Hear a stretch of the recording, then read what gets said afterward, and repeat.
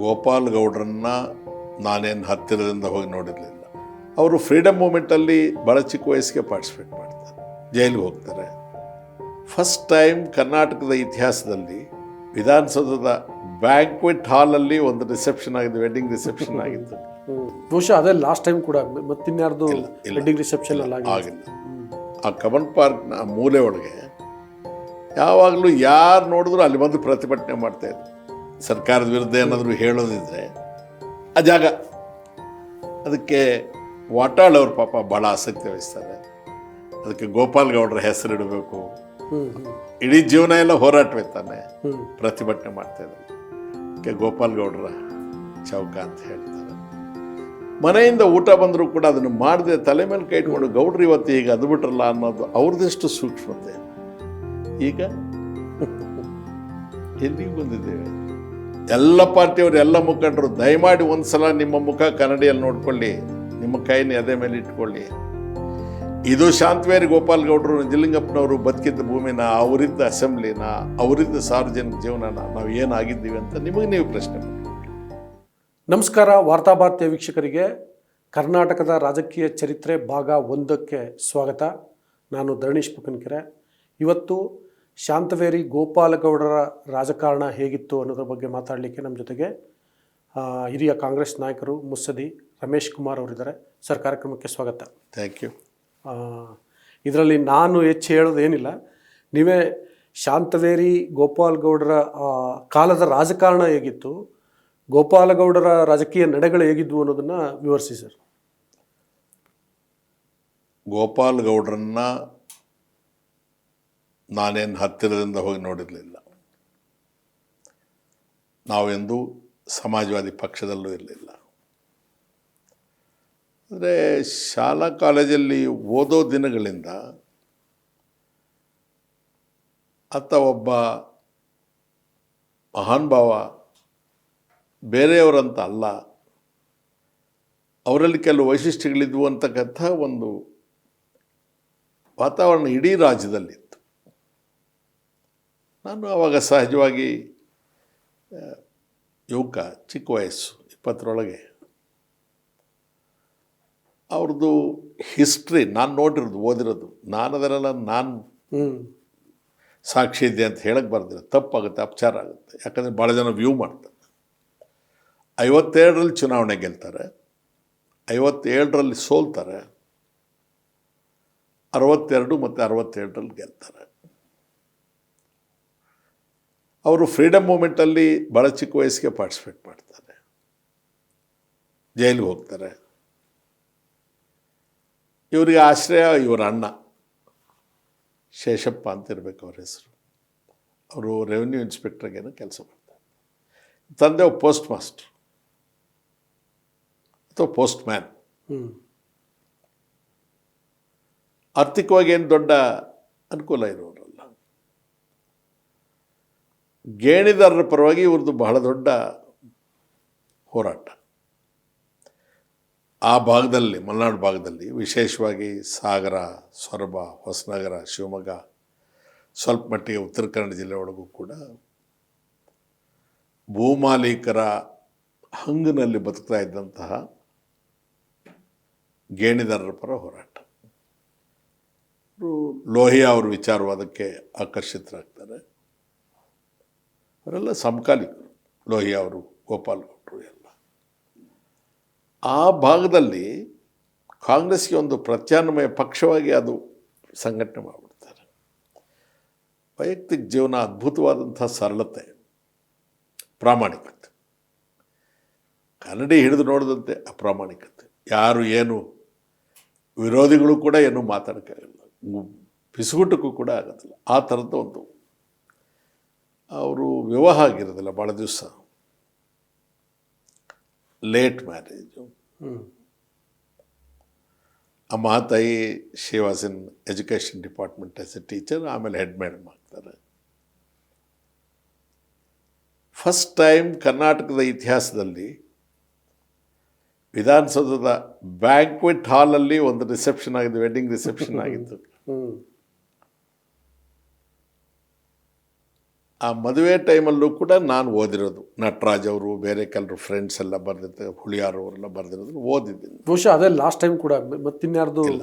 Wedding reception ಅಲ್ಲ ಆಗಿಲ್ಲ.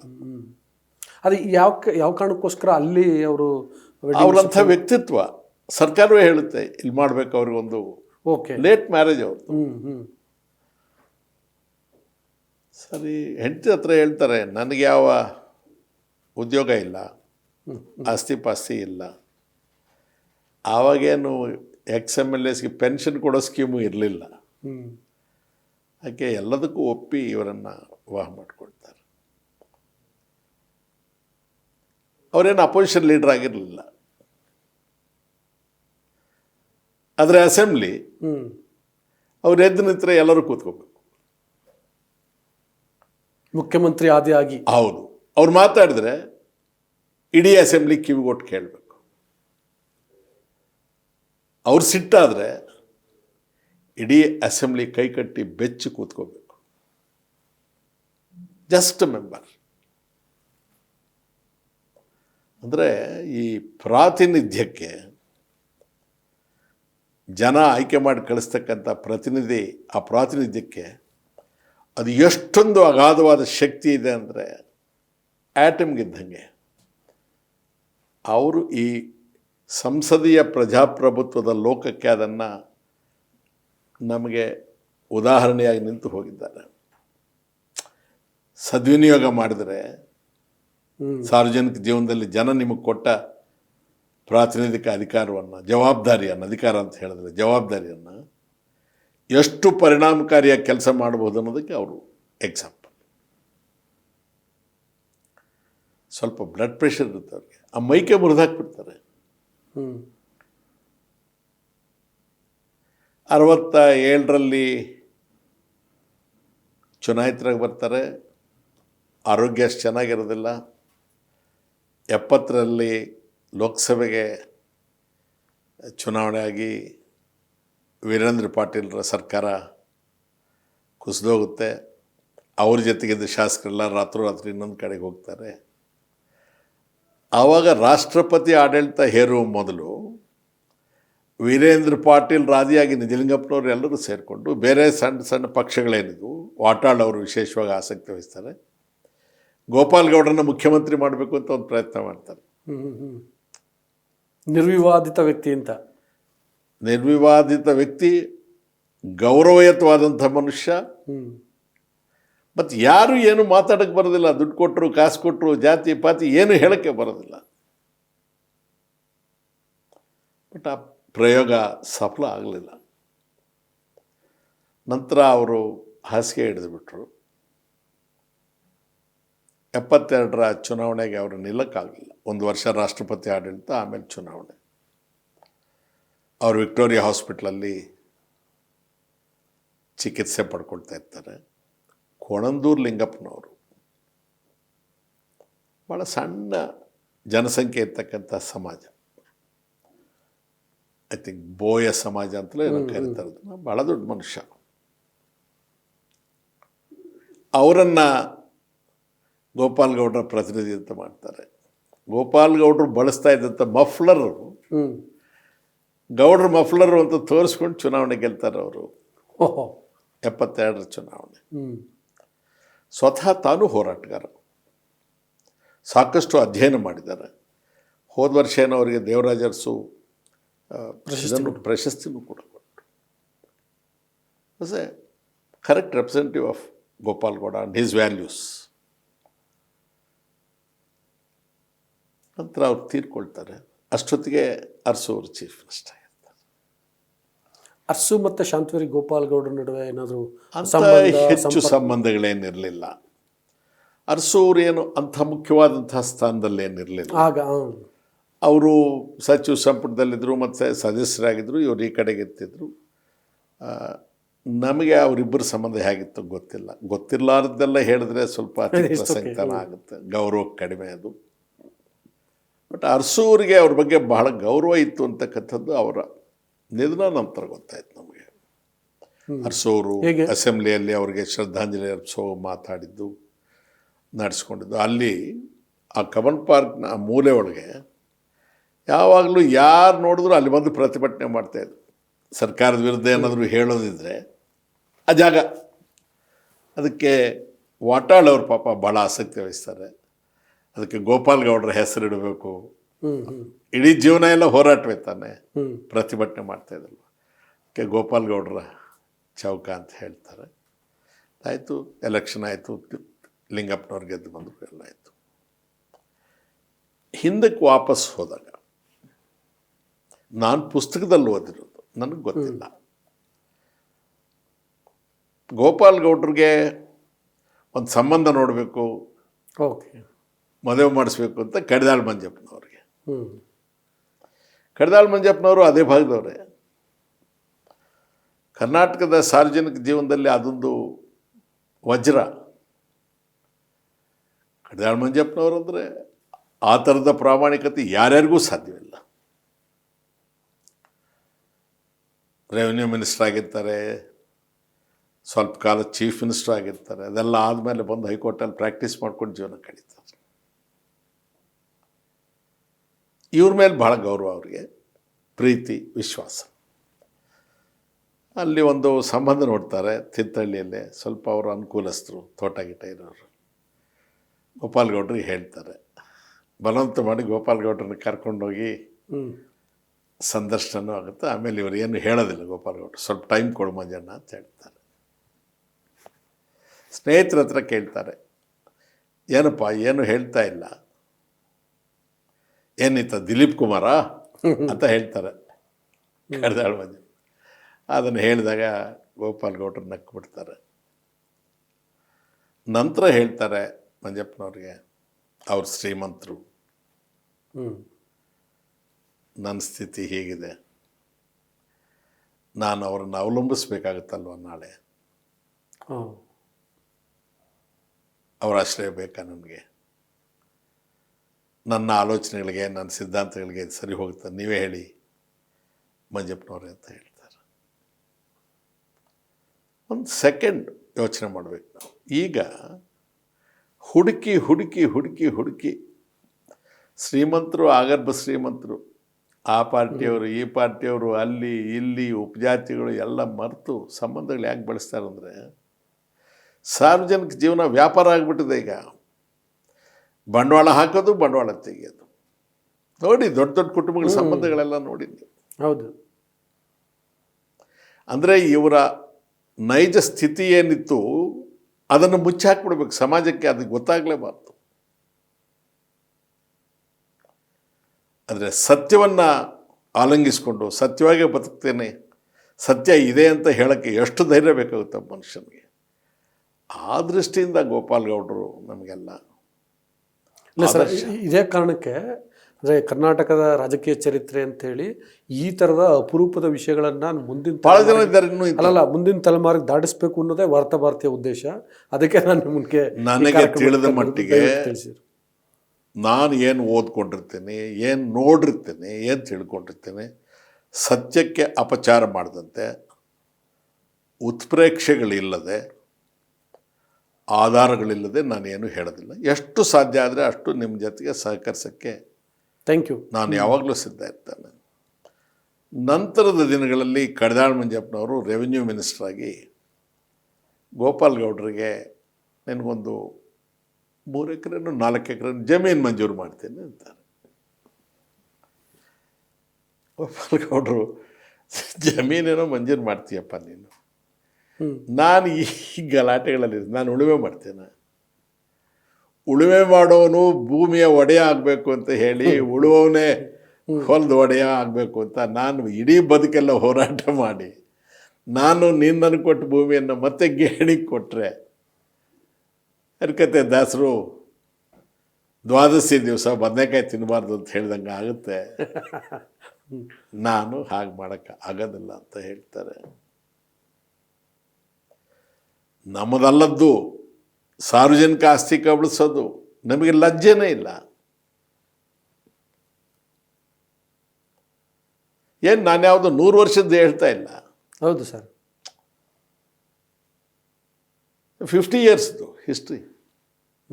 50 ವರ್ಷದೊಳಗೆ ನಾವು ಇಷ್ಟು ಬದಲಾಗ್ಬಿಟ್ಟಿದ್ದೀವ.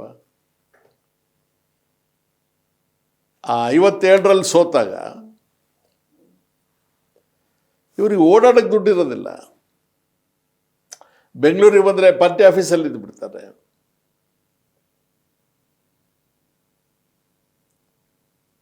ನಮ್ಮ ಗೆಳೆಯರೊಬ್ಬರು ಅಜೀಜ್ ಅಂತ ಶಿವಮೊಗ್ಗದವರು, ಅವರು ನಂತರದ ದಿನಗಳಲ್ಲಿ MLC ಆಗಿದ್ದರು. ಅವರೆಲ್ಲ ಗೋಪಾಲ್ ಗೌಡರ ಶಿಷ್ಯರು. ಅವರೊಂದು ಘಟನೆ ನಮ್ಗೆ ಹೇಳಿದರು. ವಿಷಯ ಏನು ಅಂತ ಗೊತ್ತಿಲ್ಲ.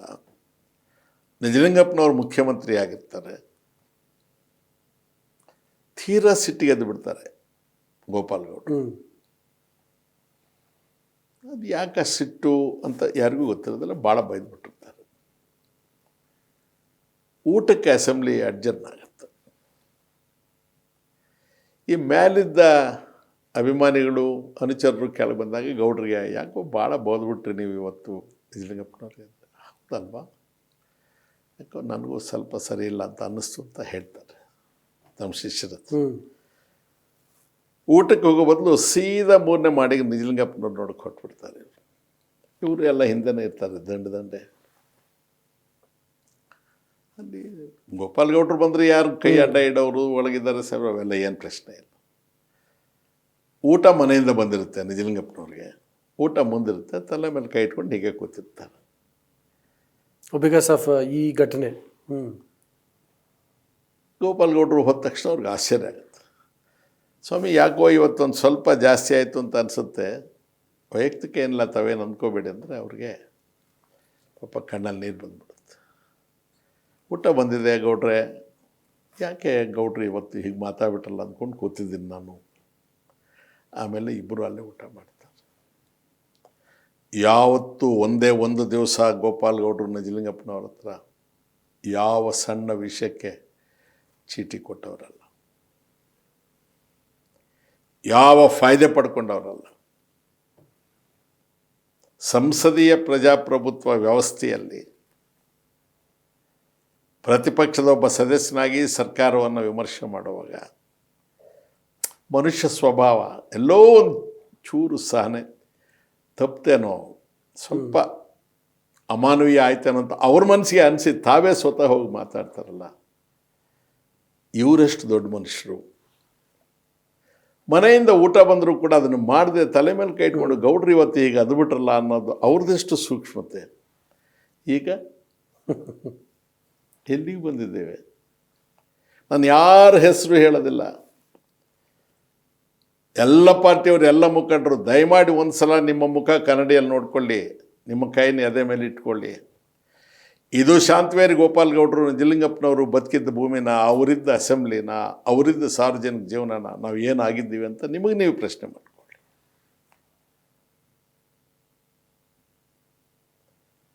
ಆ ಬೀಜ, ಸಮಾಜವಾದಿ ಪಕ್ಷದ ಹೋರಾಟದ ಬೀಜ ಏನು ಬಿತ್ತನೆ ಮಾಡಿದ್ದಾರೆ ಜೆ.ಎಚ್. ಪಟೇಲ್ರು, ಚನ್ನಗಿರಿ ತಾಲೂಕವರು, ದೊಡ್ಡ ಶ್ರೀಮಂತರ ಕುಟುಂಬ, ಅವರು ಸಮಾಜವಾದಿ ಪಾರ್ಟಿಲಿ ಸೇರ್ಕೊಳ್ತಾರೆ. ಅವರು ಲೋಹಿಯಾ ಅವ್ರಿಗೆ, ಗೋಪಾಲ್ ಗೌಡ್ರಿಗೆಲ್ಲ ಆತ್ಮೀಯರಾಗಿರ್ತಾರೆ. ಜೈಲಿಗೆ ಹೋಗ್ತಾರೆ. ಸ್ವಂತ ಅವ್ರ ತಮ್ಮನಿಗೆ ನಿಜಲಿಂಗಪ್ಪನವರ ಮನೆಯಿಂದ ಸಂಬಂಧ ಮಾಡಿಕೊಂಡಿರ್ತಾರೆ. ಆದರೆ ಒಂದು ದಿವಸ ಅವ್ರ ಮನೆ ಬಾಗಿಲಿಗೆ ಇವ್ರು ಹೋಗೋದಿಲ್ಲ, ಪಟೇಲ್ರು ಹೋಗೋದಿಲ್ಲ. ಆ ಶಿಸ್ತು ನೋಡಿ, ಎಂಥ ಜನ ನೋಡಿ. ಗೋಪಾಲ್ ಗೌಡ್ರು ಅನಾರೋಗ್ಯ ಆಗಿ ತಾನು ನಿಲ್ಲಕ್ಕಾಗೋದಿಲ್ಲ ಅಂದಾಗ ನಿಲ್ಲಿಸಿದ ಮನುಷ್ಯನ ತನ್ನ ಜಾತಿಯವನಲ್ಲ, ತನ್ನ ಕುಟುಂಬದವನಲ್ಲ. ಅಂದರೆ ಜಾತಿ, ಸಣ್ಣತನ, ಆಸ್ತಿ, ಅಂತಸ್ತು ಇವೆಲ್ಲವನ್ನು ಮೀರಿ ಸಾರ್ವಜನಿಕ ಜೀವನದಲ್ಲಿ ತಾವು ನಂಬಿದ ಆದರ್ಶಗಳಿಗೆ ಕಟ್ಟುಬಿದ್ದು ರಾಜಕಾರಣವನ್ನು ನಡೆಸ್ತಕ್ಕಂಥ ಒಂದು ಧೀಮಂತಿಕೆ ಇದ್ದಂಥವ್ರು ಒಂದು ಪೀಳಿಗೆ. ಅದು ಇನ್ನೂ ಭಾಳ ಜನ ಇದ್ದಾರೆ, ಪರಮೇಶ್ವರಪ್ಪನವರು, KG ಮಹೇಶ್ವರಪ್ಪ, ಸುಮಾರು ಜನ, ಎಲ್ಲರ ಹೆಸರನ್ನ ಹೇಳೋಕ್ಕಾಗತ್ತೆ ಇಲ್ಲ. ಬಟ್ ಆದರೂ ಶಾಂತವೇರಿ ಗೋಪಾಲ್ ಗೌಡ್ರು ಅದೊಂದು ನಂತರ ಏನಾಗುತ್ತೆ, 72ರಲ್ಲಿ ದೇವರಾಜ ಅರಸು ಅವರು ಮುಖ್ಯಮಂತ್ರಿ ಆದಮೇಲೆ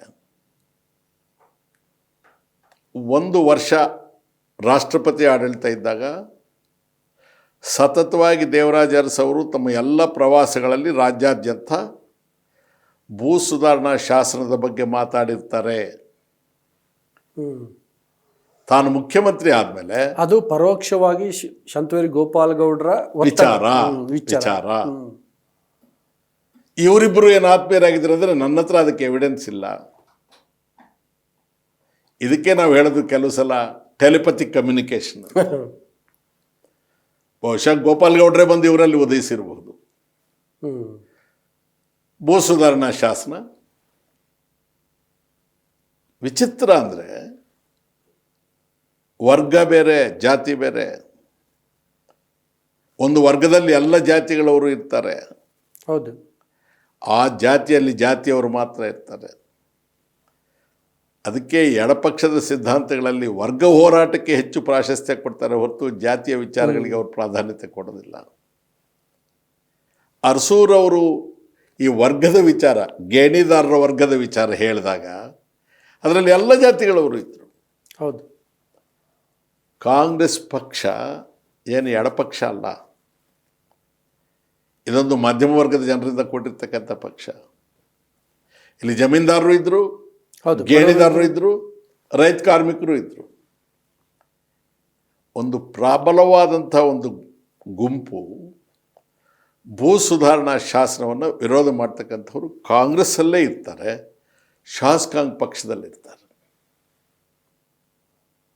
ತಾನು ಶಾಸಕಾಂಗ ಪಕ್ಷದ ನಾಯಕ, ತಾನು ಚೀಫ್ ಮಿನಿಸ್ಟ್ರು, ತನ್ನ ಪಕ್ಷದೊಳಗೆ ಅದಕ್ಕೆ ಶಾಸಕರು ತನ್ನ ಪಕ್ಷ ವಿರೋಧ, ದೆಹಲಿವರೆಗೆ ದೂರ ತಗೊಂಡು ಹೋಗ್ತಾರೆ. ಯಾವ ಪ್ರಮಾಣದಲ್ಲಿ ದೂರ ತಗೊಂಡು ಹೋಗ್ತಾರೆ ಅಂದರೆ, ಅಂದಿನ ಮದ್ರಾಸ್, ಇಂದಿನ ತಮಿಳುನಾಡು, ಅಲ್ಲಿ ಪೆರಿಯಾರ್ರವರ ಮೂವ್ಮೆಂಟಿಂದ ಹಿಡಿದು ಇದೆಲ್ಲವೂ ಕೂಡ ಬ್ರಾಹ್ಮಣ ವಿರೋಧಿ ಮೂವ್ಮೆಂಟು. ಆ ರೀತಿ ಬಿಂಬಿಸ್ತಾರೆ. ಇಲ್ಲಿ ಅರಸೋರು ಕೂಡ ಅವರನ್ನು ಅನುಸರಿಸ್ತಾ ಇದ್ದಾರೆ. ಬಹುತೇಕ ಜನ ಯಾರಿದ್ದಾರೆ, ಬ್ರಾಹ್ಮಣರೇ ಇದ್ದಾರೆ. ಈಗ ಜಮೀನ್ದಾರರುಗಳಿರ್ತಕ್ಕಂಥವ್ರು, ಮಠಮಾನ್ಯಗಳಲ್ಲೂ ಕೂಡ ಎಲ್ಲ ಮೇಲ್ವರ್ಗದವರಿದ್ದಾರೆ. ಇವರೆಲ್ಲರೂ ಕೂಡ ನಿರಾಶ್ರಿತರಾಗ್ಬಿಡ್ತಾರೆ. ಒಂದು ರೀತಿಯ ಹಗೆತನವನ್ನು ಸಾಧಿಸ್ತಾ ಇದ್ದಾರೆ ಅನ್ನೋ ಅಭಿಪ್ರಾಯವನ್ನು ಸ್ವಲ್ಪ ಬ್ರಾಹ್ಮಣ ಪಕ್ಷಪಾತಿ ನಿಲುವಿರ್ತಕ್ಕಂಥ ಕಾಂಗ್ರೆಸ್ನಲ್ಲಿ ಮೇಲ್ಮಟ್ಟದಲ್ಲಿ ಇಂದಿರಾ ಗಾಂಧಿಯವರ ಸಮೀಪವರ್ತಿಗಳಾಗಿರ್ತಕ್ಕಂಥವ್ರಿಗೆ, ಉಮಾಶಂಕರ್ ದೀಕ್ಷಿತ್ ಅವ್ರಿಗೆ, ಕಮಲಾಪತಿ ತ್ರಿಪಾಠಿ ಅವರಿಗೆ, ದ್ವಾರಕಾ ಪ್ರಸಾದ್ ಮಿಶ್ರಾ ಇಂಥವ್ರಿಗೆ ಹೇಳ್ತಾರೆ. ಅವರು ವಯಸ್ಸಾದವರು, ಸ್ವಾತಂತ್ರ್ಯ ಹೋರಾಟಗಾರರು, ನೆಹರು ಕುಟುಂಬಕ್ಕೆ ನಿಷ್ಠರು, ಅವೆಲ್ಲ ಏನು ಪ್ರಶ್ನೆನೇ ಇಲ್ಲ. ಆದರೆ ಈ ಪ್ರಗತಿಪರ ವಿಚಾರಗಳು ಬಂದಾಗ ನಮ್ಮವ್ರಿಗೆ ತೊಂದರೆ ಆಗುತ್ತೆ ಅನ್ನೋಂಥ ಸ್ವಲ್ಪ ತಲೆ ಈ ಕಡೆ ವಾಲುವಂಥ ಸಂದರ್ಭ ಇರುತ್ತೆ. ಎಂಥ ಸಂಕಷ್ಟ ನೋಡಿ. ಹೊಸ್ತಿಯವರು ಮುಖ್ಯಮಂತ್ರಿಯಾಗಿ ನೇರವಾಗಿ ಇಂದಿರಾ ಗಾಂಧಿಯವ್ರ ಹತ್ರ ಹೋಗಿ ಜಗಳ ಮಾಡೋದು, ಗಲಾಟೆ ಮಾಡೋಂಥ ಸನ್ನಿವೇಶ ಅಲ್ಲ. ಅವರ ಕೃಪೆಯಿಂದ ಇವರು ಚೀಫ್ ಮಿನಿಸ್ಟರ್. ಅವರನ್ನು 24 ಗಂಟೆ ಸಂಪರ್ಕದಲ್ಲಿ ಇಟ್ಕೊಂಡಿರ್ತಕ್ಕಂಥವ್ರಿಗೆ ಮನಸ್ಸು ಕೆಡಿಸ್ಬಿಟ್ಟಿದ್ದಾರೆ. ಅವರು ಹೇಳಿದ ಮಾತನ್ನೇ ಇಂದಿರಾ ಗಾಂಧಿಯವರು ಹೆಚ್ಚು ಕೇಳುವ ಸಂಭವ ಇರುತ್ತೆ. ಹೌದು. ಹಗುರವಾಗಿ ಮಾತಾಡ್ತಾರಲ್ಲ, ಅರಸು ಅಂದರೆ ಏನೋ ಒಂದು ಗಾಳಿಪಟ ಅಂತ ಮಾತಾಡ್ತಾರಲ್ಲ, ಅವರಿಗೆಲ್ಲ ನಿಮ್ಮ ವಾಹಿನಿಯ ಮುಖಾಂತರ ಕೈ ಜೋಡಿಸಿ ಕೇಳ್ಕೊಳ್ತಾನೆ, ಒಬ್ಬ ಮನುಷ್ಯ ಒಂದು ಸಿದ್ಧಾಂತಕ್ಕಾಗಿ ಯಾವ ರೀತಿಯ ಯಾತನೆ ಅನುಭವಿಸಿರ್ಬೋದು ಅಂತ ಯೋಚನೆ ಮಾಡಿ. ಜಾಣತನದಿಂದ. ಸರ್, ಮತ್ತೆ ನಾವು ಶಾಂತವೇರಿ ಗೋಪಾಲ್ ಗೌಡ್ರ ವಿಷಯಕ್ಕೆ ಬರೋದಾದರೆ, ಅವರ ಕಡೆಯ ದಿನಗಳು ಅಂದರೆ ಅನಾರೋಗ್ಯ ಅಂತ ಹೇಳಿದ್ರಲ್ಲ, ಅನಾರೋಗ್ಯ ಒಂದು, ಅವ್ರಿಗೆ ದುಡ್ಡಿರಲಿಲ್ಲ, ಈ ಥರದ್ದೆಲ್ಲ ಇತ್ತಲ್ಲ, ಹೇಗಿದ್ವು ಕಡೆಯ ದಿನಗಳು? ಏನಿಲ್ಲ, ವಿಕ್ಟೋರಿಯಾ ಹಾಸ್ಪಿಟ್ಲಲ್ಲಿ ಲಾಸ್ಟ್ ವಾರ್ಡ್, ಅವಾಗ ಅದಕ್ಕೆ ಡಾಕ್ಟರ್ಸ್ ವಾರ್ಡ್ ಅಂತ ಏನು ಕರಿತಾಯಿದ್ರು. ಇದ್ದದ್ರಲ್ಲಿ ಅದೇ ದೊಡ್ಡ ವಾರ್ಡು. ಅಲ್ಲೇನು ಖರ್ಚೇನು ಇರಲಿಲ್ಲ. ಸರ್ಕಾರ ಭರಿಸ್ತಾ ಇತ್ತು. ಉಳಿದದ್ದು ಸರ್ಕಾರ ಭರಿಸ್ತು, ಬೇರೆ ದೊಡ್ಡದೇನು ಇರಲಿಲ್ಲ. ಸರ್ಕಾರ ಏನು ದೊಡ್ಡ ಆಶ್ರಯ ಏನು ಕೊಡಲಿಲ್ಲ. ಅವ್ರು ತೀರ್ಕೊಂಡ ನಂತರ ಅವ್ರ ಶ್ರೀಮತಿಯವ್ರ ಉದ್ಯೋಗ, ಸಂಬಳ, ನಂತರ ಪೆನ್ಷನ್ನು. ಮಗ ಅವನು ಭಾಳ ಚಿಕ್ಕವನು, ಥಿಂಕ್ ಮಗಳು ಇದ್ದಾಳೆ ಅಂತ ಕಾಣುತ್ತೆ. ಭಾಳ ಚಿಕ್ಕ ವಯಸ್ಸಿಗೆ ತೀರ್ಕೊಂಬಿಟ್ರು ಗೋಪಾಲ್ ಗೌಡ್ರು. ಯಾರು ಹಂಗಿಲ್ಲದೆ ಬದುಕಿದ್ರು, ಯಾರು ಹಂಗೂ ಮುಲಾಜಿಯಿಂದ ಹೊರಟ್ಬಿಟ್ರು. Thank you sir. ವೀಕ್ಷಕರ, ಇಷ್ಟೊತ್ತು ಶಾಂತವೇರಿ ಗೋಪಾಲಗೌಡರ ಬಗ್ಗೆ ಈ ತಲೆಮಾರಿಗೆ ಬಹುತೇಕ ವಿಷಯಗಳು ಗೊತ್ತಿರಲಿಲ್ಲ. ಅಂಥ ವಿಷಯಗಳನ್ನು ರಮೇಶ್ ಕುಮಾರ್ ಅವರು ತಿಳಿಸ್ಕೊಟ್ಟಿದ್ದಾರೆ. ಈ ವಿಡಿಯೋ ನಿಮಗೆ ಇಷ್ಟ ಆಗುತ್ತೆ ಅಂತ ನಾನು ಭಾವಿಸಿದ್ದೀನಿ. ಅದರಿಂದ ರಿಕ್ವೆಸ್ಟ್ ಮಾಡ್ತಿದ್ದೀನಿ, ನೀವು ಇನ್ನೂ ವಾರ್ತಾ ಭಾರತಿಯನ್ನು ಸಬ್ಸ್ಕ್ರೈಬ್ ಮಾಡಿಲ್ಲ ಅಂದರೆ ದಯವಿಟ್ಟು ಸಬ್ಸ್ಕ್ರೈಬ್ ಮಾಡಿ, ಲೈಕ್ ಮಾಡಿ, ಶೇರ್ ಮಾಡಿ ಮತ್ತು ಬೆಲ್ ಬಟನನ್ನು ಪ್ರೆಸ್ ಮಾಡಿ. ನಿಮ್ಮ ಅಭಿಪ್ರಾಯವನ್ನು ಕೂಡ ತಿಳಿಸಿ. Thank you.